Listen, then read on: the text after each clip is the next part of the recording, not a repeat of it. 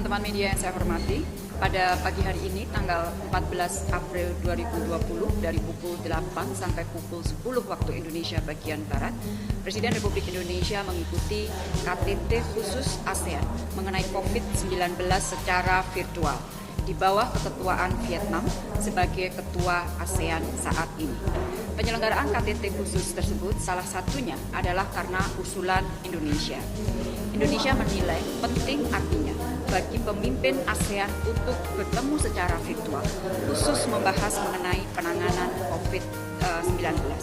Dan di dalam pertemuan tadi, para pemimpin ASEAN meneguhkan prinsip dan spirit kekeluargaan dan kerjasama ASEAN dalam memberantas COVID-19. Hampir semua pemimpin ASEAN dalam pertemuan tadi menyoroti dua hal besar. Pertama adalah upaya bersama di dalam memerangi COVID-19, dan yang kedua adalah kerjasama untuk mengatasi dampak COVID-19 di bidang sosial ekonomi. Nah, di awal pertemuan, Menteri Luar Negeri Vietnam sebagai Ketua ASEAN Coordinating Council atau ACC menyampaikan beberapa laporan kepada para pemimpin ASEAN. Di dalam laporannya, Menteri Luar Negeri Vietnam antara lain menyebutkan mengenai jumlah kasus di ASEAN per 13 April adalah 19.997 dengan angka kematian 884. Menteri Luar Negeri Vietnam juga menyampaikan kepada para pemimpin ASEAN bahwa economic growth yang diproyeksikan untuk ASEAN yang semula 4,7%, maka harus di-adjust menjadi 1%. Selain itu, Menteri Luar Negeri Vietnam menginformasikan bahwa ada sekitar 235 kegiatan pertemuan yang terpaksa dipospon, kemudian dimodifikasi dan juga bahkan di-cancel di ASEAN. Nah, dalam pertemuan tadi juga Ketua ACC menyampaikan mengenai respons yang selama ini sudah dilakukan oleh ASEAN dalam rangka memerangi COVID-19. Banyak sekali yang kita sudah lakukan, termasuk dari tanggal 14 Februari di mana Ketua ASEAN sudah mengeluarkan statement yang isinya adalah political commitment yang tinggi untuk memperkuat kolektif respon ASEAN dalam memerangi COVID-19 dan juga terbentuknya Interagency Working Group yang dibentuk di bawah ACC yang tugasnya adalah untuk mengkoordinasikan dan membuat rekomendasi untuk ASEAN. Dan beberapa menteri sudah melakukan pertemuan dalam konteks ASEAN, tentunya selain Menteri Luar Negeri, ada beberapa kegiatan tidak hanya pertemuan tetapi juga statement yang sudah dikeluarkan antara lain oleh Menteri Kesehatan yang sudah melakukan pertemuan bahkan pada level APT ASEAN Plus 3, kemudian Menteri Pertahanan juga mengeluarkan statement, kemudian juga Menteri Pertanian dan Kehutanan, dan juga di bidang keuangan dan dari bank sentral masing-masing negara. Sementara pertemuan dengan para mitra ASEAN juga sudah dilakukan antara lain dengan Tiongkok, dengan EU, dengan Amerika Serikat, dan juga pada level ASEAN Plus 3. Nah, di dalam laporannya ACC memberikan 3 rekomendasi. Pertama adalah terkait dengan upaya containment dan kontrol untuk memerangi pandemi. Yang kedua adalah mendukung atau melindungi masyarakat atau rakyat ASEAN. Dan yang ketiga adalah mengadres impak sosioekonomi dari pandemi ini. Nah, pada pertemuan tadi, teman-teman, Bapak Presiden menyampaikan sekali lagi pentingnya kesatuan, sinergi, dan kolaborasi. 4 hal utama yang disampaikan oleh Presiden adalah pertama, kerjasama untuk memutus mata rantai penyebaran virus.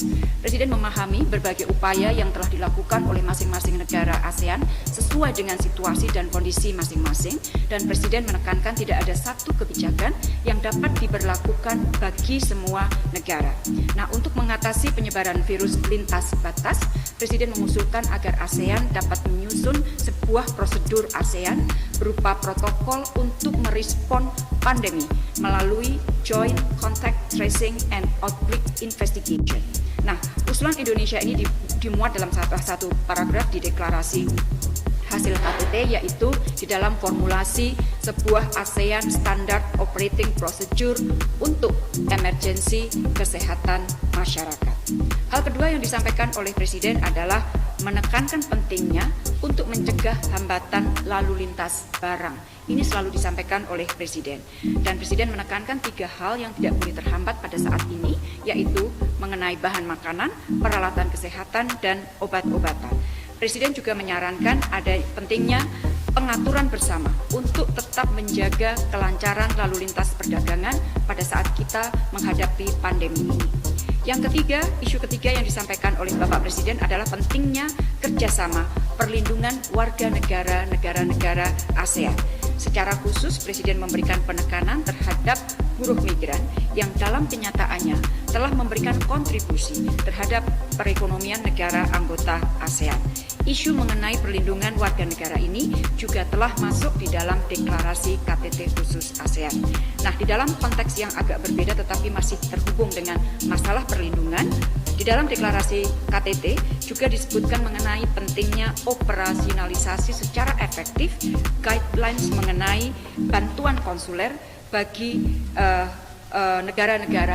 bantuan konsuler oleh misi-misi ASEAN di negara ketiga untuk membantu warga negara dari negara-negara ASEAN.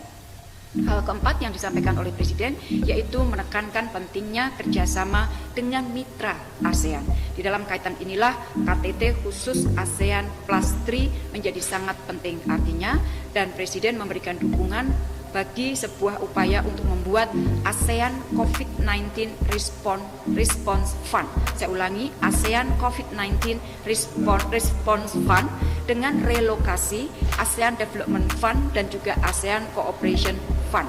Relokasi budget ini diperlukan sebagai langkah darurat untuk menyediakan peralatan medis yang diperlukan untuk memberantas COVID-19 bagi negara-negara ASEAN yang memerlukan. Teman-teman media yang saya hormati, tadi sudah saya sampaikan bahwa KTT ini menghasilkan sebuah deklarasi, dan kalau kita lihat secara garis besar deklarasi tersebut memuat adanya 7 hal utama atau keputusan. Yang pertama adalah pentingnya memperkuat kerjasama melawan COVID-19, antara lain saling tukar informasi, best practices, pengembangan research, pengembangan epidemiologi, kemudian clinical treatment, dan lain-lain. Nah, di bagian pertama inilah Indonesia mengusulkan mengenai masalah protokol yang tadi saya sebutkan. Nah, hal yang kedua yang dimuat di dalam deklarasi adalah mengenai pentingnya memberikan perlindungan bagi warga negara-negara ASEAN. Sekali lagi, isu mengenai perlindungan warga negara penting bagi ASEAN di dalam masa pandemi ini.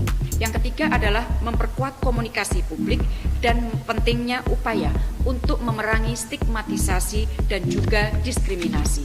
Yang keempat adalah komitmen untuk mengambil collective action dan kebijakan yang terkoordinasi untuk memitigasi dampak ekonomi dan sosial. Di sini para pemimpin ASEAN meminta agar para Menteri Ekonomi ASEAN dapat mengimplementasikan hasil pertemuan Menteri Ekonomi ASEAN yang diselenggarakan pada tanggal 10 Maret dan para leaders juga meminta agar para Menteri Ekonomi ASEAN juga menindaklanjuti dalam rangka mempersiapkan next pada saat pandemi sudah berakhir, yaitu pada masa recovery nantinya. Dan dalam konteks dampak sosial ekonomi, para pemimpin ASEAN memberikan perhatian terhadap UMKM dan kelompok rentan lainnya. Hal kelima yang dimuat di dalam deklarasi adalah menekankan pentingnya pendekatan komprehensif dengan melibatkan multi-stakeholders dan multi-sektoral. Dan para pemimpin mengapresiasi kerja ACC yang anggotanya para Menlu ASEAN dan juga ACC Working Group on Public Health Emergency. Hal yang keenam, menugaskan para Menteri Ekonomi ASEAN untuk memastikan berjalannya supply chain connectivity sehingga perdagangan dapat terus berjalan. Dan yang ketujuh adalah mendukung realokasi Trust Fund ASEAN guna membantu ASEAN di dalam menangani COVID-19. Jadi itulah teman-teman yang dapat saya sampaikan, termasuk 7 butir yang ada di dalam deklarasi sebagai hasil KTT khusus ASEAN di dalam menangani COVID-19. Dan pada siang sore nanti, yaitu pada pukul 2 sampai pukul 4, insya Allah Presiden Republik Indonesia akan kembali melakukan pertemuan KTT khusus ASEAN Plus 3 yang berarti 10 negara ASEAN bersama dengan Tiongkok, Jepang, dan Korea Selatan yang akan membahas penanganan COVID-19. Demikian, terima kasih.